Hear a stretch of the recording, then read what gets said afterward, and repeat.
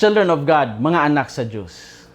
Usa sa mga makapadasig nga istorya karon mao ang kinabuhi ni April Baybayon nga usa ka 16 years na sa public school nga katekista nga baguhay lang gi-feature sa YouTube channel nga Adrian Milag TV.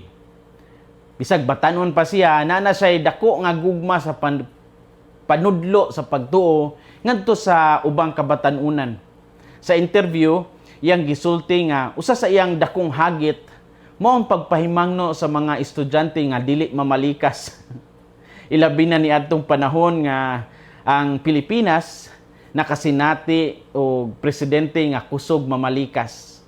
Ni ang konsidya nga extra challenge gyud katong mga panahon na sanglit dako man jud nga hagit ang pagpasabot sa mga public students. Usahay lisod kuno ang uban kay katawan lang siya o dili dayon maminaw. Apan bisan pa niana, nagpadayon siya gihapon sa pag-alagad isip usa ka katekista. Alang kaniya ang pagtudlo dili lang pinaagi sa pulong kundi pinaagi usab sa maayong ehemplo. Si April Baybayon, daghan siyang nasinati nga kakapoy, kakulba sa pagtubag sa mga estudyante o sa iyang pagpanudlo. Apan ingon siya nga pinaagi sa pag-ampo ug pagsalig sa Dios. Salamat sa Ginoo, nakalahutay jud siya sa iyang misyon. Ang iyang istorya nagpahinumdom nga bisan unsa pa ang imong edad, mahimo kang gamiton sa Dios aron mahimong instrumento sa kaayuhan. Realidad karon nga daghang kabatanunan ang nadani sa bisyo ug sayop nga impluwensya.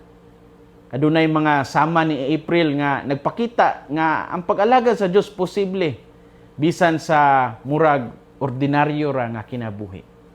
Ang ebanghelyo karon nagisgot sa pagpanagna ni Hesus sa iyang pag-antos og kamatayon ug usab sa hangyo nila Santiago ug Juan nga makalingkod duol kaniya sa gingharian.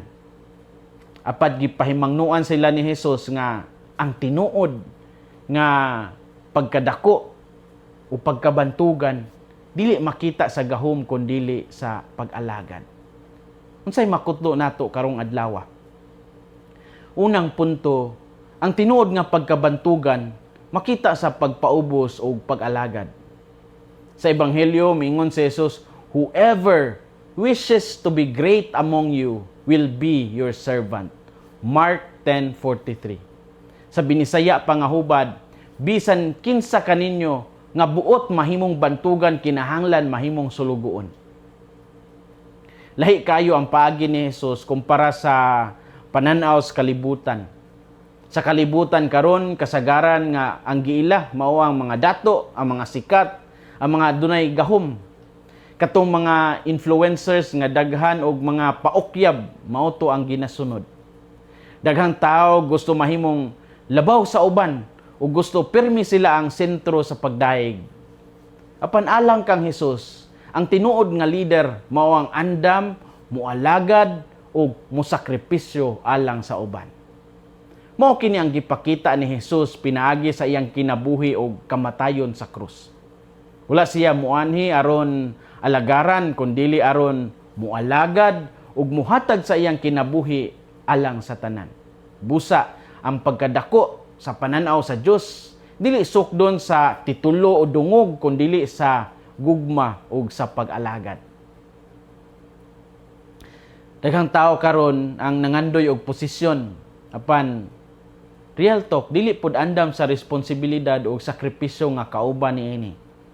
Adunay mga tao nga gusto mahimong leader apan dili gusto muhatag sa ilang panahon alang sa uban. Si Jesus nagpahinumdom nga ang leadership dili usa ka paagi aron mahimong importante apan usa ka tawag gayud sa pagserbisyo. Ang usa ka ginikanan nga nagtrabaho adlaw o gabii alang sa pamilya usa-usab ka tinuod nga leader. Ang usa ka magtutudlo nga mapailubon sa iyang mga estudyante nagpakita usab sa spirit of a leader. Bisan ang usa ka batanong katekista sama ni April Baybayon mahimong ihemplo sa tinuod nga serbisyo, true service. Ang pagpanudlo sa mga bata nga dili mamalikas o magmati na tinumanon diha sa ilang mga saad, mahimong gamay nga butang alang sa uban apan dako kini sa pananaw sa Dios. Ang tinuod nga pagkabantugan makita sa pagpaubos o pag-alagad. Ikaduhang punto, ang pinakadakong serbisyo dili makita sa publiko apan mahitabo sa ordinaryong adlaw-adlaw nga kinabuhi. Adunay mga inahan nga hilom nga nagantos aron maatiman ang ilang pamilya. Aduna po'y mga amahan nga nagtrabaho bisan gikapoy aron adunay makaon ang ilang mga anak. Aduna usab mga volunteer ug mga katikis nga walay sweldo apan nagpadayon sa pag-alagad sa simbahan. Kini nga mga tao usahay loki, dili ilado apan dakog bili sa pananaw sa Ginoo. Ang kalibutan mamahimong mudayeg sa mga sikat apan ang Dios mutan-aw kasing-kasing nga anda mo alagad. Si Jesus mismo naghugas sa tiil sa iyang mga disipulo aron magpakita ang ehemplo sa pagka mapaubsanon nga pag-alagad. Mao nga kinahanglan dili kita maulaw sa pagbuhat o gagmayng serbisyo alang sa uban. Ang matagbuhat sa gugma o pag-alagad mao'y dalan ngadto sa pagkabalaan. Ang pinakadakong serbisyo dili makita sa publiko apan mahitabo sa ordinaryong adlaw-adlaw nga kinabuhi. Story time. Nainangutanan nako, Father, tinuod ba nga naihigayon nga naglakaw si Saint Francis of Assisi nga naghubo?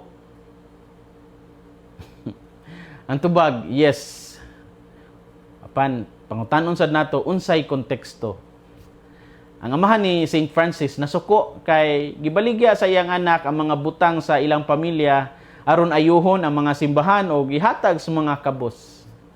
Giguyod niya si Saint Francis sa atubangan sa obispo sa Assisi aron mangayo og refund. Agig tubag, si Saint Francis miuyon nga iuli ang kwarta o gihubo ang tanan niyang gisanina o giuli niya kini sa iyang amahan. Didto nagbarog siya nga hubo. Bantugan niyang gideklarar nga wala siya'y amahan sa yuta apan usa na lamang kaamahan sa langit.